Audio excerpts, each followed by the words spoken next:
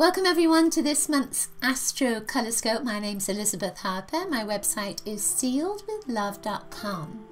So the idea of the Astrocolorscope is that in a moment I'm going to pick some crystals from this bag, throw them into a circle of houses, and then read the crystals, the colors, the energy of the house, etc., specifically for your sign. I'm also going to take a bead from my bead bag just for a little extra influence of color, see what else is going on.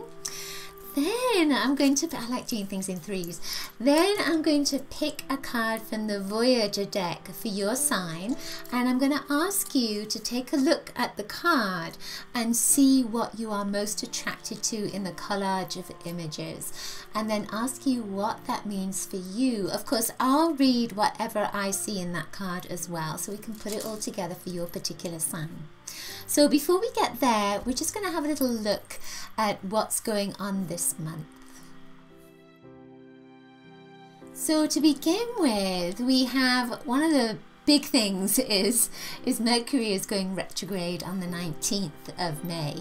And of course, you know, retrograde actions happen all the time. But when it's Mercury, it's like one of those big deals, isn't it?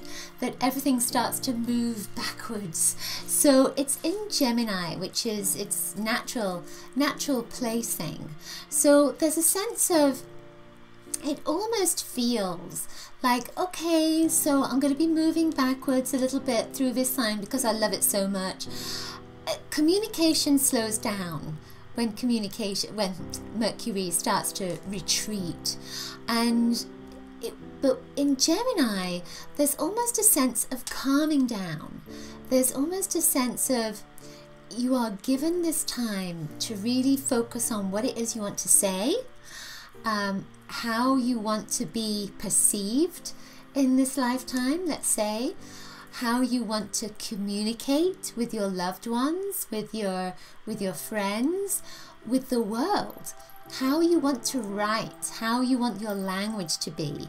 So you might find that this is a time where you want to write, where you want to write more, where you want to journal more, especially with Mercury, because it is a planet of communication, but because it's in Gemini, there's almost that sense of double communication that's coming up.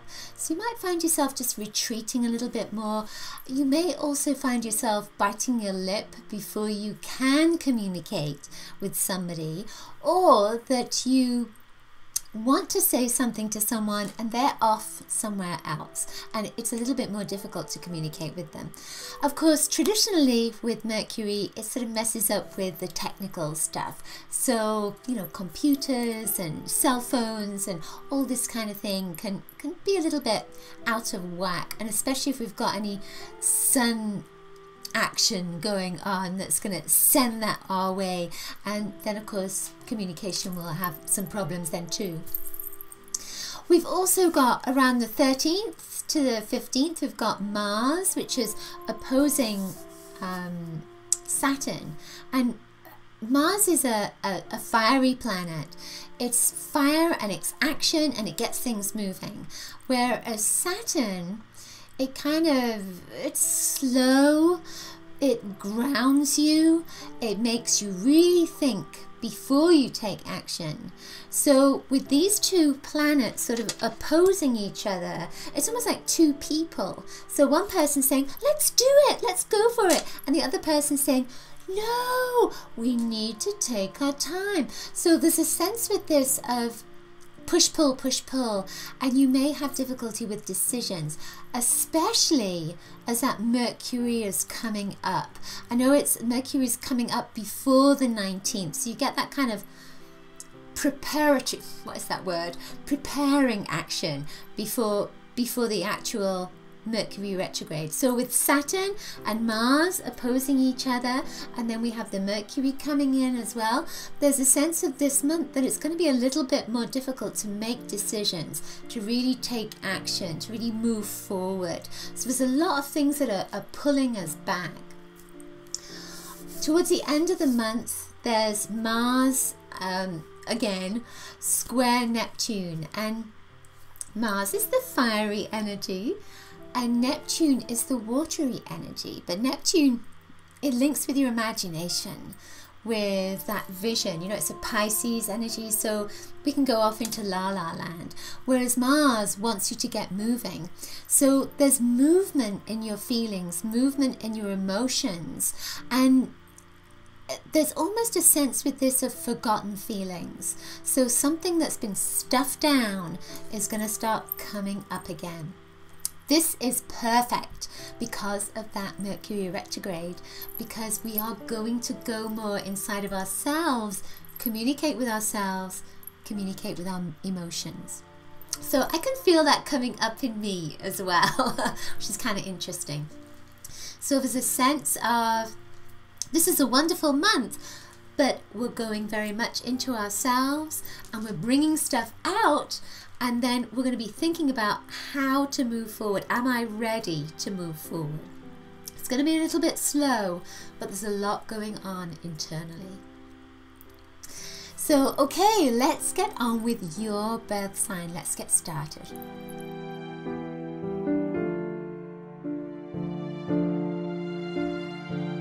Okay, Leo, so for you, in your 6th house went this big piece of aventurine. And aventurine is a stone of opportunity. It's a great stone for prosperity and success and wealth, because of course it's green. So it links to that heart energy. 6th house is about your health, it's about your career, it's about work-life balance. Green. Balance. So this is saying that this month you're going to look or be given opportunities where you can find balance in your life, in your work, in your in your home life, and also balance in your relationships as well. With that green energy, it's what you most love, and it's that love that's going out to others and coming back to yourself. So if you are in a relationship where you are not receiving the love that you deserve, then this is saying you're going to be looking at that. And there's going to be relationships that are coming around you that will reflect something different for you. So it's almost like that balancing energy. If there's somebody that is negative, somebody positive is going to come in, so you can see the two sides. Then something interesting happened. I dipped my hand into the bag and I took out this little piece of celestite. Well, the celestite, this went into your 9th house. The celestite is broken. It's one of those sort of stones that it has lots of fractures in it anyway, and it broke in half. And when I dipped my hand in, the second half came out as well, and I was rummaging around the bag and found the second half, and I feel that this is meaningful. So I chose 4 stones for you, but they're actually 3 because these are 2 halves. And what's interesting is this went into your 8th house, and this, the top part, went into your 9th house. So there is a sense of, you know, celestite is it's an angel stone. It links you to the angels. It links you to inspiration, connection to writing as well, because it's blue, and communication. So this went into your 8th and your 9th house. So if we look at that from the perspective of Scorpio is endings, and let's say Sagittarius is freedom. So it's almost like you are split with this. There's a decision that needs to be made around, am I going to stay or am I going to go? That kind of vibe with it. Should I stay and finish things up maybe, or tie up loose ends, or get things organized? Or should I just go and have a good time, get some freedom, connect to my angels, etc.? That's just what I feel the message is for these 2 stones. And it's like a split decision. Either way is fine. It doesn't matter. You know, don't think too hard. Don't try too hard. The answer will come to you. That's the feeling with this. The answer is coming.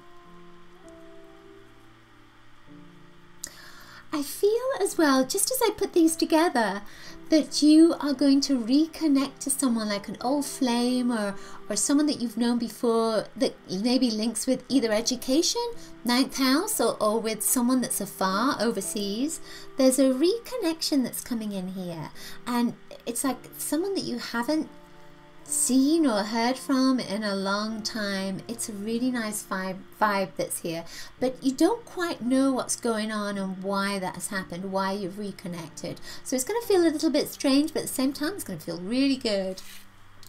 Feels really good to me anyway. And the final stone that came up is this lovely rutile quartz, and it has a golden metallic rutile in it, and then the rest is quartz. It has a little bit, by the looks of things, has a little bit of tourmaline in it as well, some black tourmaline. So, you know, rutile often links with protection because of that metallic energy. It protects not just the physical body, it protects your emotional, mental, spiritual bodies, your etheric energy.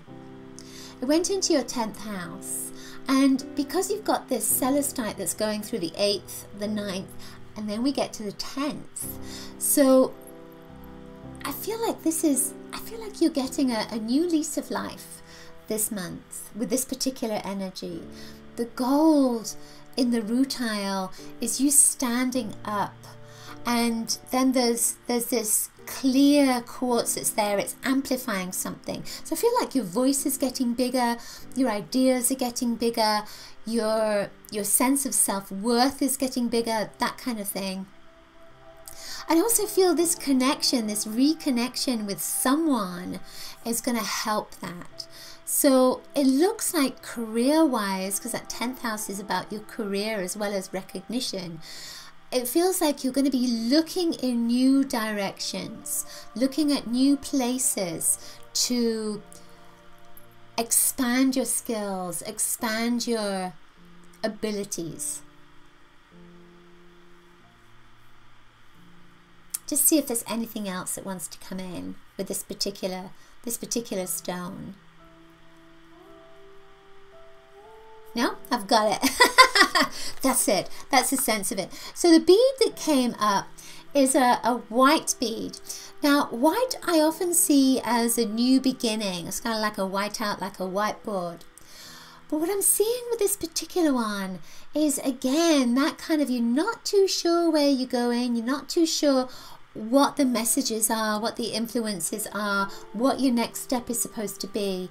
But it looks like there's a natural graduation with these particular stones. It's saying that you're moving in the right direction, you're heading in the right direction. When you get blue and green together, they're about healing your heart. And then when you get this kind of blue and gold that comes in, there's a link to a new door that's opening up. I feel that this white is in between. There's almost a sense of you're not too sure what the impact is going to be on your life for certain decisions, and that's that white. But there's a sense of you are very intuitive, and you're going to know that it feels right. If it feels right, then it's the right thing to do. So the card that came up for you, I've just realized, is synergy. Take a look at that. See what is most attracting you in the card, and then ask yourself, what does that mean? What does that mean? So when I look at this, of course, I see the swans that are there, but there is a sunflower right there, and that is what is most attracting me. And then above the sunflower, it looks almost like an eye. It's not an eye, but it looks like an eye. So there's a feeling with this that there's growth that's possible this month. That, you know, everything that you do isn't going to blossom, isn't going to grow, but you can keep those ideas that you have for maybe later, and then spread those seeds later on. That eye is about having, well, the eye I see, it's about having vision. It doesn't all have to happen now. You can have that vision of how it's going to look in 5 years' time, 10 years' time, so you've got something to move towards. So it's about focus with that. Even if you don't know what's going on, have a plan so your energy can move towards it. Okay, that's it for this month's Astrocolorscope. Hope you've enjoyed it. Do remember to subscribe to my love letter and grab your free colour kit at bit.ly/colour kit. You can find out your true colours. Also, please leave me a comment below. Let me know if the messages resonated for you. And remember, I have my own store. I have lots of goodies in my store. This is one of them. That's store.sealedwithlove.com. And the final thing is, if you want to train with me, come to one of my play shops. I will be teaching an intuition play shop at the Omega Institute in July. You can find out more about that in my love letter. Okay, I will see you next week with the Colorscope, crystal Colorscopes, right? Lots of love. Bye.